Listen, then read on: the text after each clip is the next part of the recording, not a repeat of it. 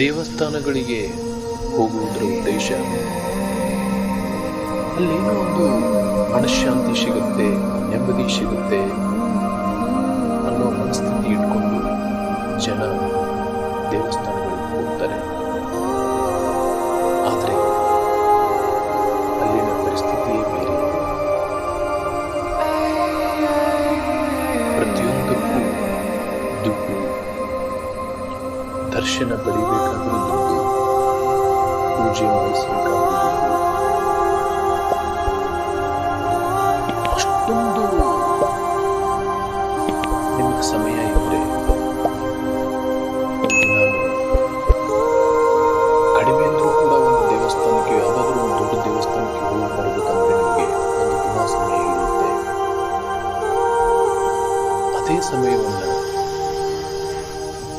ನಿಮ್ಮ ಸಲುವಾಗಿ ತಮ್ಮ ಜೀವನದ ಅಮೂಲ್ಯವಾದ ಸಮಯವನ್ನು ತ್ಯಾಗ ಮಾಡಿ ನಿಮ್ಮನ್ನು ಹೆತ್ತು ಮತ್ತು ದೊಡ್ಡವರನ್ನಾಗಿ ಮಾಡಿರೋ ನಿಮ್ಮ ತಂದೆ ತಾಯಿ ಅವರ ಸೇವೆಯಲ್ಲಿ ಆ ಸಮಯವನ್ನು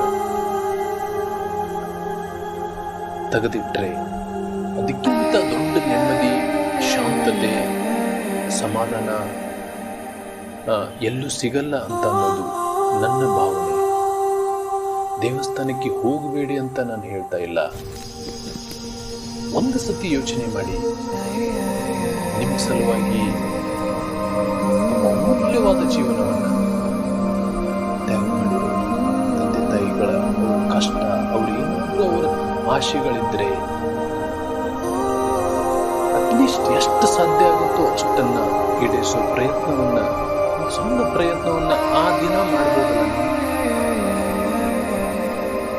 ಜನದಟ್ಟಣೆ ಕಡಿಮೆ ಇರತಕ್ಕಂಥ ನಿಸರ್ಗದ ಸ್ಥಳಗಳಿಗೆ ಅವರನ್ನು ಕರ್ಕೊಂಡು ಹೋಗ್ಬೋದು.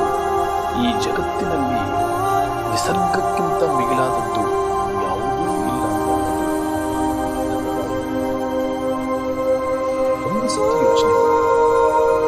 ನಿಮಗೆ ಸರಿ ಅನಿಸಿದರೆ ನಿಮ್ಮ ತಂದೆ ತಾಯಿ ಸಲುವಾಗಿ ಆ ದೇವರಿಗೆ ಹೋಗೋಕ್ಕಿಂತಲೂ ಆ ದಿನವನ್ನು ಅವ್ರ ಸೇವೆಗಾಗಿ ಆ ದಿನವನ್ನು ನೀವು ಮೀಸಲಿಡಿ ಅಂತ